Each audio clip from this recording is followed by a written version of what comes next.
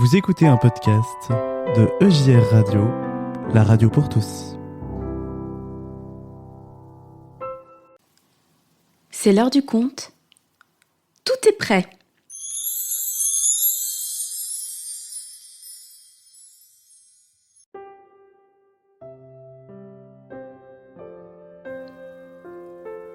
Un réveil sonne. Bonjour, vous êtes sur France Musique. Nous sommes le 24 décembre et il est exactement 6 heures. Arlette se réveille toute guillerette. Il est tôt, certes. Il fait encore nuit noire au dehors, mais Arlette est contente.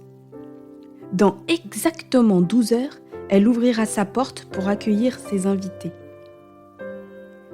J'ai 12 heures devant moi, se dit Arlette, pour tout préparer. Je suis contente. 12 heures, c'est parfait. J'ai les choses en main. Tout devrait bien se passer.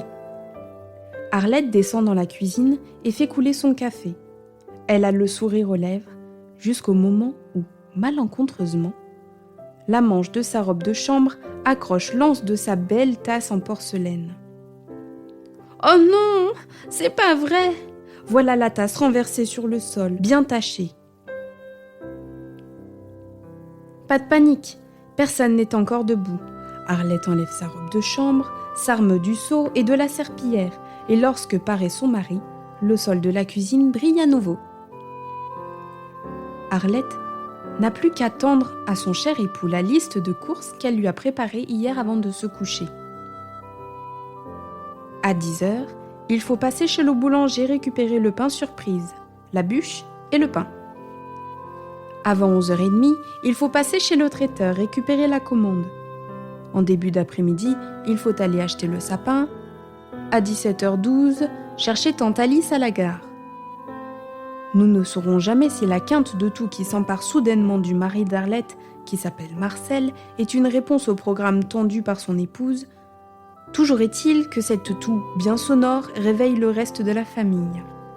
On voit donc debout dans un joyeux tintamarre les 2 fils et la fille de la famille, tout va bien. Vers 9h, les enfants s'étonnent du nouveau tic de leur maman. Sans cesse, elle remonte la manche pour consulter sa montre. Marcel, il est 9h15. Je te rappelle ton programme. Marcel, il est 9h28. Tu devrais déjà être au garage. Mais maman, qu'est-ce qui t'arrive? On dirait l'horloge parlante, se moque l'aîné. Maman rougit, sourit et enfile son tablier de cuisine. Le rythme s'accélère, l'excitation monte et voilà que se produit l'attendu, inattendu. Il se met à neiger. Les enfants sont tout fous. Ils crient et sautent de joie. Maman ne se réjouit qu'à demi. La neige, oui, c'est beau, c'est romantique. Mais déjà, elle s'inquiète. Le train sera-t-il à l'heure? Papa pourra-t-il tenir le timing si la circulation est ralentie? Tante Alice pourra-t-elle repartir demain comme prévu? Entre 2 flocons, Arlette se met à méditer. Curieux cette neige. Les enfants n'attendaient que ça. De la neige à Noël, évidemment, c'est comme dans les contes. Mais bon, la vraie vie n'est pas un conte. Les contes ne parlent jamais de la pelle à sortir, du sel à répandre, des voitures qui dérapent, de la saleté que tous la ramènent dans la maison. Arlette est secouée d'un frisson lorsqu'elle croit entendre une voix lui demander « Et toi, Arlette, si ce n'est pas la neige, qu'attends-tu à Noël ?» Pas le temps de rêver, on s'affaire comme prévu. Papa revient les bras chargés et dépose le sapin. « À vous de jouer les enfants, il s'agit de le décorer maintenant !» Pendant que les enfants sont occupés au salon, maman file en chaussons ouvrir la boîte aux lettres. C'est là que l'attendu, inattendu, se produit une nouvelle fois. « Maman, mais enfin, ferme la porte, on sent le froid jusqu'au salon !» Étonnée, agacée, le plus jeune s'en va fermer la porte lorsqu'elle aperçoit sa mère rampant sur l'escalier. « Ben, qu'est-ce que tu fais? Tu joues à la chenille ?»« Appelle papa !» crie Arlette recouverte de neige. Il est 15h30 quand Marcel aide Arlette à monter dans la voiture pour la conduire aux urgences.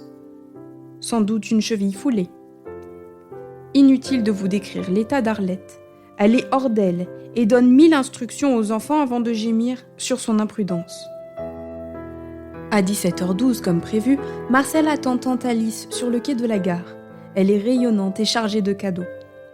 Pendant ce temps-là, Arlette s'impatiente aux urgences. Elle n'a même pas encore été vue par un médecin et là, bien éduquée ou pas, elle perd les nerfs. « Non mais vous vous rendez compte ? Je suis là depuis plus d'1 heure et personne ne s'occupe de moi, alors que moi, je devrais être chez moi pour m'occuper de ma famille, des invités. On dirait que personne ne se rend compte qu'aujourd'hui c'est Noël. » L'infirmière s'approche. « Madame, qu'est-ce qui vous arrive ? Je sais bien qu'on est le 24 décembre. Moi aussi j'ai une famille. Je dois dire que la neige m'a mis le cœur en joie. Je suis sûre que mes filles sont en train de faire un bonhomme de neige dans le jardin. » « Oui, mais mon programme, le timing, tout ça, c'est fichu. » « Mais qu'est-ce qui compte à Noël ? C'est quoi Noël ? » « Eh bien, de manière idéale, Noël, c'est la dinde enfournée au bon moment, au train qui arrive à l'heure, bref, un parfait timing. Pour moi, Noël est réussi quand tout est conforme à ce que j'ai prévu, quand tout est prêt à l'heure. » « Vous croyez en Dieu, madame ? » Quelle question ? Oui, c'est une grande question, mais je n'ai pas compris votre réponse. Vous croyez en Dieu, madame ? Eh bien, oui. Vous comptez aller au culte ce soir ? Le 24 au soir, non. Là, on n'a pas le temps avec le repas, les cadeaux, les enfants à coucher. Le timing à respecter, c'est ça ?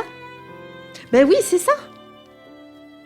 Si ça peut vous soulager, je crois qu'il n'a pas respecté le timing. Qui ça ? Mon mari ? Ne parlez pas de malheur, il devrait être à la gare à l'heure qu'il est. Non, non, je vous parle de Dieu. Mais vous croyez que Dieu a une montre ?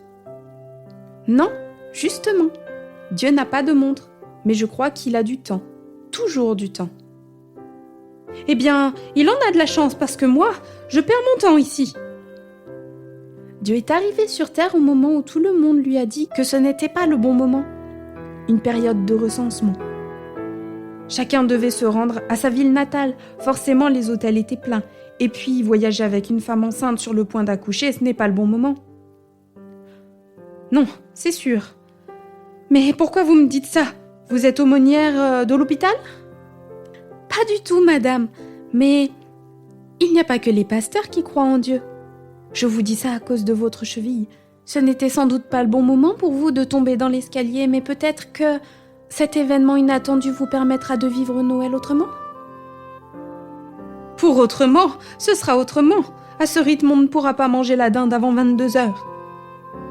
Madame, je suis en train de vous dire que votre cheville a quelque chose à vous dire. Comment ? Noël, comme les autres jours, ce n'est pas un examen à passer. Le Dieu auquel vous croyez, il s'en moque de votre dinde ou de votre timing. La seule chose qui compte pour lui, c'est vous. Mais moi, je ne suis pas importante. Je ne veux pas leur gâcher Noël. Votre cheville, elle est venue vous dire que tout n'était pas prêt pour Noël. Oh, ça va, ne remuez pas le couteau dans la plaie. Mais c'est vous ? Quoi, moi ? C'est vous qui n'êtes pas prête. À Noël, Dieu est venu à un moment et à un lieu inattendu. Il est né dans une étable. Vous aimeriez recevoir vos invités dans une étable ? Seigneur, non ! Eh bien, Dieu est venu par là. Il vient dans le désordre, le trouble de votre timing. La cheville vous rappelle que vous ne maîtrisez pas tout, qu'il y a des choses plus importantes à vivre à Noël. Pendant que le médecin pose enfin un plâtre autour de sa cheville, Arlette repense à cette conversation étrange. Elle accueille son mari avec un large sourire. Elle l'embrasse et lui dit « C'est beau d'être attendu. Je t'aime, chérie. » Marcel, qui s'attendait à affronter les foudres de son épouse pour son retard, n'en revint pas. Il sourit lui aussi, lui dépose un doux baiser sur les lèvres et dit « Joyeux Noël, mon amour. » Ceci est un conte, mais un conte qui parle de notre vie. Il dit, dans des mots qui nous ressemblent, combien nous avons du mal à recevoir l'inattendu. Or, l'inattendu dans nos vies peut être l'occasion d'apercevoir la main tendue par Dieu. Ce qui nous paraît difficile l'est souvent parce que nous voulons maîtriser, diriger. Dieu nous invite à lâcher prise, à tendre la main pour accueillir l'inattendu. Noël, c'est une manière d'attendre l'inattendu. Ne craignez rien, Dieu lui-même s'est lancé dans l'aventure. Il ne savait pas comment les humains l'accueilleraient quand il est venu dans notre monde. Aujourd'hui encore, Dieu ne sait pas ce qu'il attend dans votre famille, dans votre vie. S'il s'invite de manière inattendue dans votre Noël, saurez-vous l'accueillir ?